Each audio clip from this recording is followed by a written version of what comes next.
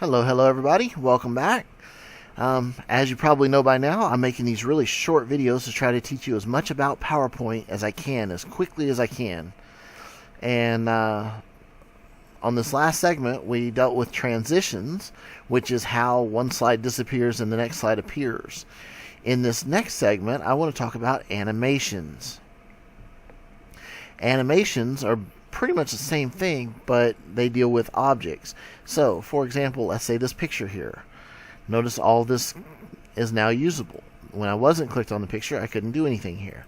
Now, if I want it to just appear, it will. If I want it to fade in instead. If I want it to fly in. And notice that it's showing me how it would look each time. If I wanted it to float in, that's similar to flying in, only a little slower. If I want it to split, if I want it to wipe, there's a whole lot of different options here that you can choose from. If I want it to color pulse, or desaturate, there's a lot that you can choose from, and you can set up any of the items on your page that you want. So let's say I want this text to fly in. Now you're seeing how it's going to come in. So when I run this presentation now, I already have it set up to randomly show the slides, but notice how on the next one the text isn't in yet because I told it to fly in, but it was going to wait until I push the button. So when I push it again, the rest comes in. So there's a lot here that you can choose from. And just like before, you can have some different options. Do you want it to come from the bottom to the left? This one's flying in. It just flies in from the bottom. Well, maybe I don't want it to fly in from the bottom. Maybe I want it to fly in from the top right.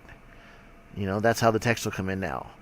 If I'm on this, and I've told it, let's go back up. Let's do a float in. Maybe I don't want it to float in from the bottom. Maybe I want it to float down.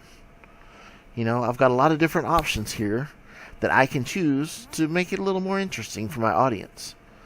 And remember, you never want to do anything that'll distract.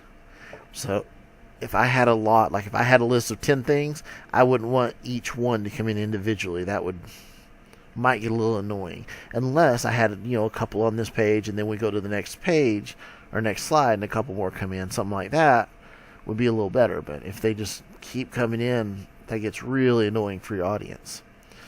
If I want to add some other animations to this part, I can. This is the advanced animation section, so I can actually set up a trigger. I could tell it, right now it's on click of, but I could say, oh, okay, if you click this one box, which that's text box 7, which I believe is this one, but that way it would only do something if I clicked on that box. I'm not going to worry about all that right now because gets a little silly, but you can also have it set after a certain amount of time and different stuff. But that's pretty much it, guys. There's a whole lot of animations here. You can play around with them. That was interesting. And swivel makes it kind of whoosh, shrink and turn. Okay. So anyway, feel free to play around with these and have fun with it. And don't forget to subscribe to my YouTube channel and look in the next segment. I know I said this segment would be the slideshows, but actually next segment will be slideshows.